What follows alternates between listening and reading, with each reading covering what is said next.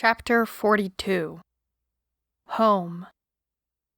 My dad used to say, "Jess, never underestimate the power of the mind to delude itself." I never thought it could happen to me. I was tough, and I was a survivor on all that. But really, that chick Pollyanna, she has nothing on me. I managed to delude myself for over a year. Maybe it kept me alive. Maybe it gave me a purpose, but still, the truth, when I was finally faced with it, was devastating. Jess's journal.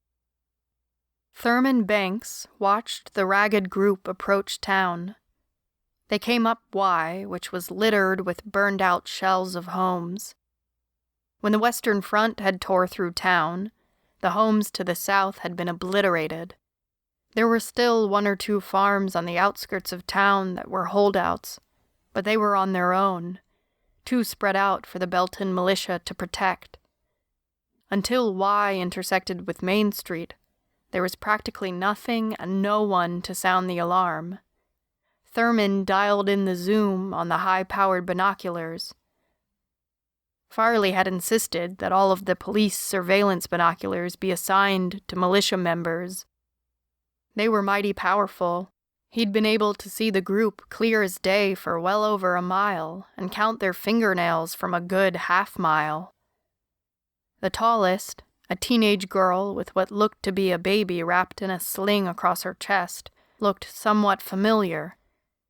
But the 2 younger kids weren't ones he recognized. Damned if they didn't have some floppy-eared mutt leading the way. The dog trotted a yard ahead of the teenager, nose to the ground, ears cocked forward. Belton wasn't a large town, but it wasn't that small either, and he couldn't see them well enough from the sights of the gun. They looked relatively harmless. Certainly not any of those damned Western Front soldiers come to prey on the remains of his beloved town and home. He lowered the rifle, slowly slung it over his shoulders and stood up, stiff from sitting so long in one position. At least the weather was warm. Today was only the first day of April, but already the days were in the mid-70s. It was about time to start planting. Since the invasion, those who were spared had formed an informal militia. They did what they could to watch the entry points to the small town and report in if they saw anything of interest coming their way. He pulled out a sheet of paper, scribbled on it a short message, and reached his hand out to the German shepherd lying quiet at his feet. Issa was at his side instantly, perfectly quiet, but her fur raised and stiff. These were strangers, but they were small, similar to the little ones who used to play in the nearby houses each day. Those children were all gone. Issa had smelled some of them, their fierce scent, sometimes even the painful death scent, in the days back in the cold time, when they had been taken by the bad men. She missed the little ones. She sniffed the air, smelled the woman girl and the tiny one cuddled against her. The sharp, fun smell of a boy, they were the best for playing with. And a small girl child beside him. The pup galloped in front of them, and the sight of it drew a small territorial growl from the older dog's throat. Despite the distraction, her attention was still closely focused on her master. Issa knew her place, knew her part in the pack, and waited for orders from the old man she loved so much. He spoke softly to her as he tucked the note into a small film canister that dangled from her collar. "Issa, go to Farley. Go." The dog sprang forward, ran down the steep stairs along the side of the building, and disappeared around the corner, heading west towards the old courthouse. Thurman followed the dog to the stairs, moving far slower, joints creaking. The nights were still cold, and his knees ached fiercely until mid-afternoon. He slowly moved down the stairs and off of the roof of the old grocery store. On street level, you could still see most of the sign, BKS Grocers.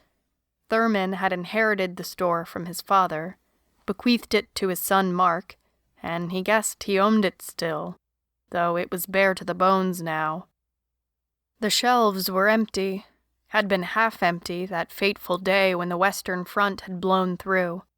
Now both windows were broken, and nothing remained within to sell or steal. Not even the shelves or cash register.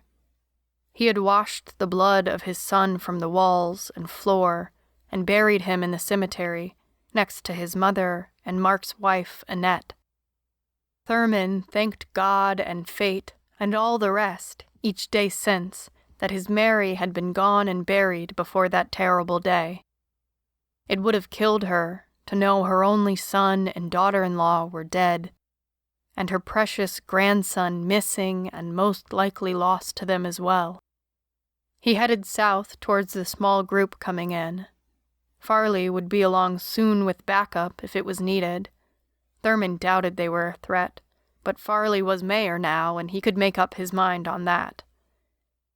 Jess was nervous. Scared to death, actually. The endless miles they had walked, the dangers, the hunger, just so she could come home, suddenly seemed so ridiculous and foolhardy. How could she possibly know if Belton had been spared? What if her home was gone and enemy soldiers occupied the town? Serena's words echoed in her head, and David and Tina both looked at her expectantly, even a little frightened. They too wondered quietly, what if this town was no better than the others they had traveled through? She saw the old man approaching them and recognized him. Thurman Banks lived 2 blocks to the north of her parents' home. Old Thurman was Alan's grandfather, and he used to mow the lawn for Granddad in the summer, then head down to Jess's house to see his buddy Chris. That old Thurman was alive, and here in Belton, brought a whoosh of air back into her lungs. She smiled in relief. "Mr. Banks. Oh, Mr. Banks, do you remember me? I'm Jess Aronson, Michael and Julie's daughter." "Jessie? My God, Jessica Aronson." Thurman was amazed. None of those taken in the first wave had returned. He had written off the children and their parents as dead long ago. "Where is Chris? Your parents?" He took hold of her and hugged her to him, and then pulled back. "Have you word of my grandson, Alan?" All of Jess's hopes crashed and died in that moment. The past 17 months had been filled with horror, struggle, and even success. My God, she was alive, so were David and Tina and little Jacob. The miracle of that had not escaped her notice, but all along, in the back of Jess's mind, she had clung to the belief that her mom and dad had made it through. They hadn't been in the camp, but then again she had never seen Chris, although Alan told her he was there. She didn't know when she had decided it, with such Pollyanna certainty, that Mom and Dad were still home in Belton, but she had, and now it felt as if she had been shot in the chest. My parents aren't here? And Chris and Alan, they didn't make it back? Her mind began to spin. She had been so sure, so absolutely sure that Mom and Dad would be here, waiting for her. She had imagined their reunion over and over, their joy at seeing her, the love they would show Jacob, and the surety that she would be safe again, for good, in their arms. She had imagined, too, that Alan and Chris had made it out that night like Alan said they would. Surely they had made it out. Guilt at not helping them, at not having a plan that included them and her and Aaron together. It all exploded like fireworks in her head. Her legs felt like rubber, and she slowly knelt down on the ground, her brain and heart spinning faster and faster. No Mom. No Dad. No Chris. Aaron gone. her blood spilled in an abandoned farmhouse so far from here. She remembered vomiting what little food she had in her stomach before the world turned to black, first at the edges and then all over. From far away, she could hear Tina scream her name and David yell for help as she slumped to the ground. She was finally home. But those who had made it a home to return to were no longer here. Farley and several others arrived in time to see her pass out on the hard ground.